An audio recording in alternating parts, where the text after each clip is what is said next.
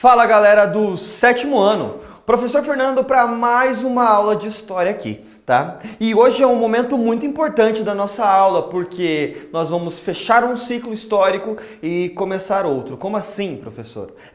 Hoje a gente vai falar da transição do feudalismo, que começou lá na Idade Média, tá? Mas antes de eu entrar no assunto, você vai ver o que nós vamos aprender nessa aula aqui, ok? Então acompanha aí. Fortalecimento dos Estados modernos, teóricos do absolutismo. Vem aqui comigo então. Olha só, lembra que eu te falei, tá? Nós aprendemos lá desde o início sobre, quando se iniciou a Idade Média, sobre esse período histórico que dura aí aproximadamente 1000 anos, tá? Ele inicia lá em 476 d.C., com a queda do Império Romano do Ocidente, e ele se estende ali até o século XV, XIV, ok? Tranquilo?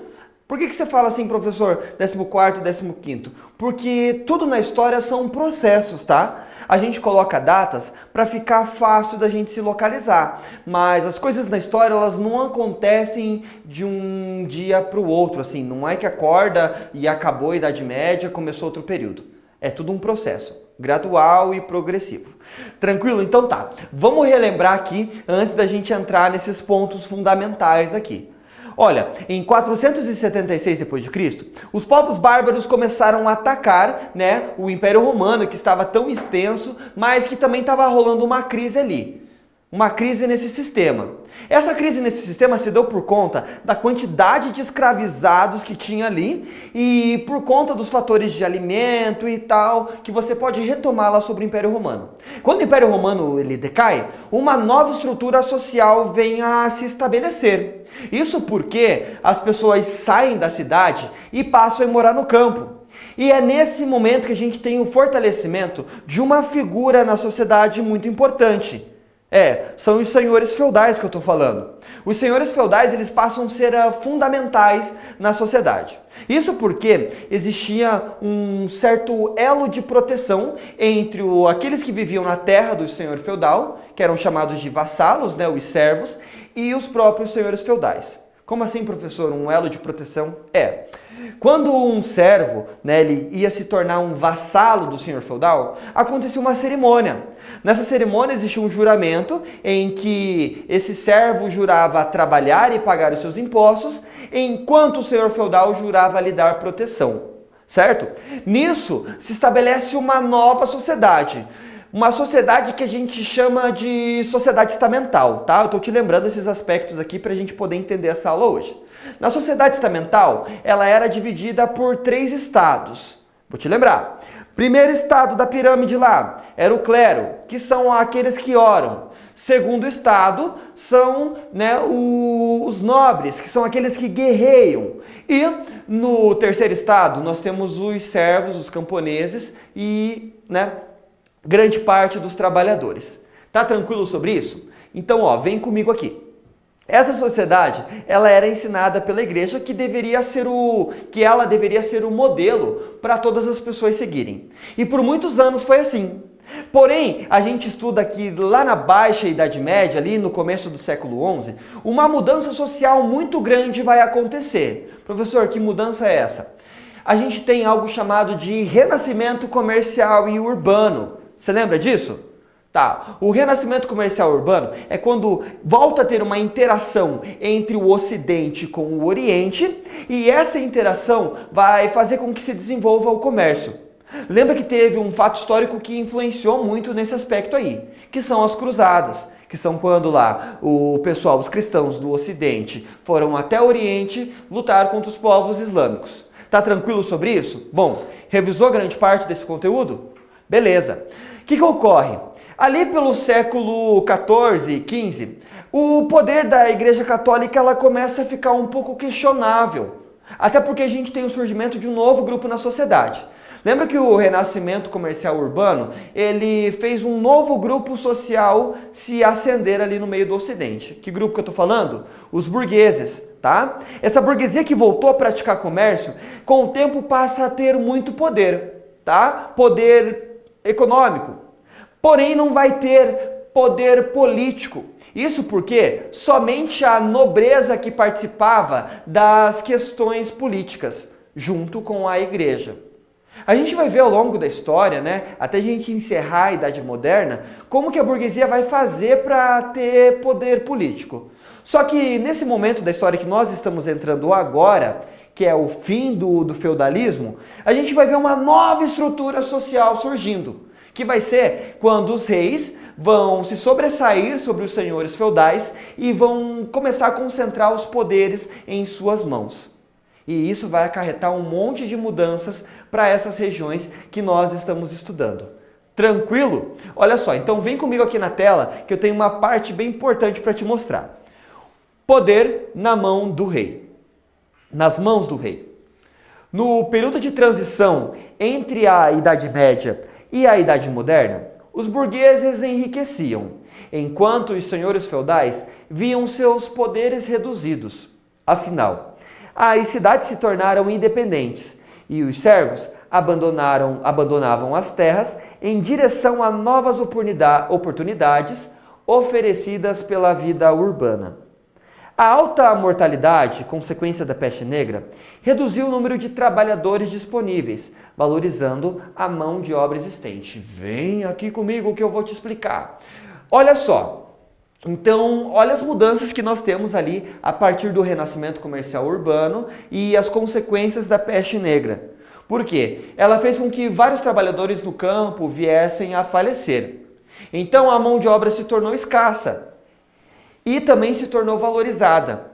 Vários servos eles vão conseguir sair das terras dos senhores feudais e irem para as cidades em busca, de melhores condições de vida, de melhores trabalhos. E isso vai acarretar uma mudança muito grande, porque os senhores feudais vão ter o seu poder enfraquecido, enquanto os reis agora estão ascendendo na sociedade. Porém, para ascender na sociedade, a gente vai ver que vários fatores vão contribuir para isso. Um deles vai ser o desenvolvimento do comércio monetário. Então, volta a circular moedas. E a gente vai ter também, lembra que a gente estudou no final do capítulo anterior sobre as revoltas camponesas? Elas vão influenciar para o enfraquecimento do poder dos senhores feudais. Bom, a gente tem um novo quadro econômico nesse período aí. O comércio sendo valorizado, a mão de obra também voltando a ser valorizado e a volta do trabalho assalariado. Isso vai colocar aos poucos, um fim ali ao sistema feudal que era baseado na servidão. Tranquilo? Então, olha só. Para que isso ocorra, vai ter uma aliança entre o rei e a burguesia. E para você entender melhor, eu vou jogar aí na sua tela um texto bem importante. Acompanha aí. Na passagem da Idade Média para a Idade Moderna, interessava ao rei o fortalecimento da burguesia do seu estado, pois ela era uma fonte de rendimentos e riqueza. Aos burgueses havia a vantagem dos privilégios, como o monopólio e os empréstimos, que apenas o apoio do rei podia lhe dar. Com o financiamento da burguesia, o rei pôde formar um exército forte o suficiente para impor a sua autoridade sobre os senhores feudais. Vem comigo aqui. Olha só, então aqui você consegue compreender as mudanças que estão acontecendo nessa sociedade. Tá? A volta das moedas, do valor monetário, causa uma mudança muito grande, porque com ela, muitos desses burgueses que acabaram enriquecendo, vão acabar acontecendo esses empréstimos, que vão fazer esse grupo social enriquecer cada vez mais. E o comércio também vai fazer eles enriquecerem cada vez mais. Isso vai acarretar com que eles tenham tanto poder que os reis vão querer se aliar a eles. Se aliar por quê? O interesse dos reis é dar prioridade para alguns para que realizem o comércio nas cidades, enquanto em troca, os burgueses pagando seus impostos vão fazer com que esses reis acabem fortalecendo os seus exércitos. Com os exércitos fortalecidos, bom, o rei agora tem um poder muito forte em suas mãos. O que vai acabar fazendo com que senhores feudais ou se aliem, ou sejam enfraquecidos por esse rei. Bom, para você entender um pouquinho mais, eu vou te mostrar uma imagem aqui, eu já te explico sobre ela. Olha aí na sua tela a imagem que eu vou colocar. Acompanhe a imagem que eu vou colocar na sua tela aí. Ok, bom. Nessa imagem, a gente tem o casamento de Dom João I e Filipa de Lancaster. Acompanhe ali comigo a legenda. Dom João I foi o primeiro rei de Portugal, a partir da unificação do reino em 1383-1385, e iniciando a dinastia de Avis, a fim de fortalecer os laços com os ingleses. Dom João casou-se com Filipa de Lancaster em 387, cena representada na imagem. Observa nessa imagem ali os seguintes aspectos. Por mais que a gente tenha o fortalecimento dos reis, qual figura importante da sociedade feudal está presente nessa imagem? Vou repetir. Qual figura importante da estrutura social do feudalismo está presente nessa imagem? Vem aqui comigo que eu vou te explicar. Olha só, é a igreja, tá? Então a igreja ela vai estar mediando esses casamentos, que nada mais, nada menos vão ser que ligações ou pactos feitos entre esses nobres e esses reis. O Reino de Portugal vai ser um dos primeiros a se consolidar como um Estado. Até porque a ideia de Estado e nação ela está sendo construída nesse período da história. Então é esse período de fortalecimento dos reis, várias monarquias vão se aliar e a igreja vai estar presente nesse aspecto ético, cultural e religioso, que é o casamento. Está entendendo esse fortalecimento dos reis? Aliados à burguesia, também aliados à igreja, o poder crescendo. Então é o momento de ascensão desses reinados nesse período histórico, que vai colocando ao fim, aos poucos, a esse sistema feudal, que é o que a gente está vendo aqui nessa aula. Bom, tranquilo? Só que esse fortalecimento dos reis vai ser específico em cada local da Europa ali, tá? Não é uma regra de bolo que você pode aplicar a todas elas. Eu vou te mostrar caso por caso aqui. Primeiro, o caso francês. Acompanhe na sua tela. A França apresenta o que é considerado o exemplo clássico de um governo absolutista, a partir do reinado de Luís XIV, entre os séculos 17 e 18. O processo de centralização da França, porém, teve início muito antes, diretamente influenciado pela Guerra dos 100 Anos, 1337-1453. Por meio desse evento, o exército profissional se fortaleceu e houve, pouco a pouco, o abandono das relações de vassalagem.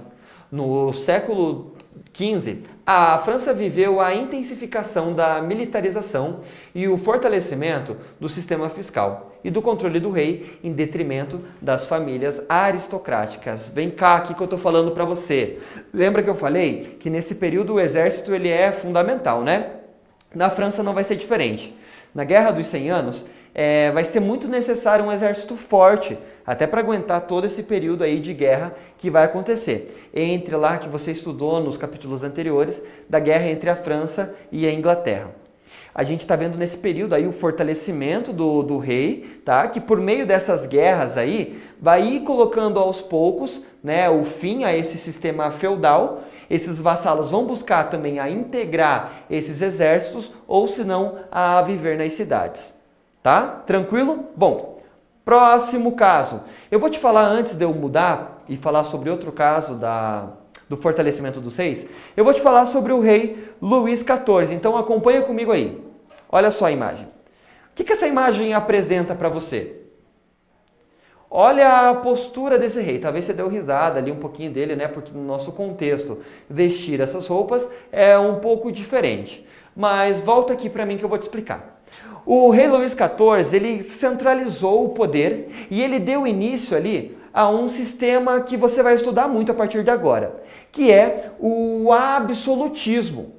O absolutismo vai ser um sistema de governo onde o rei, ele centraliza todo o poder da sociedade. Professor, mas não tinha igreja também? Isso, a igreja vai estar, mas na aula 2 eu vou te explicar certinho sobre os teóricos do absolutismo.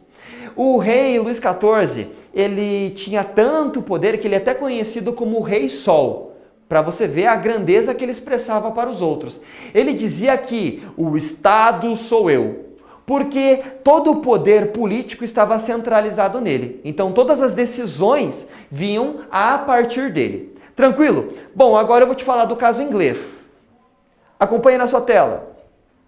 A história da Inglaterra é marcada por uma particularidade, que a diferencia do restante dos reinos europeus.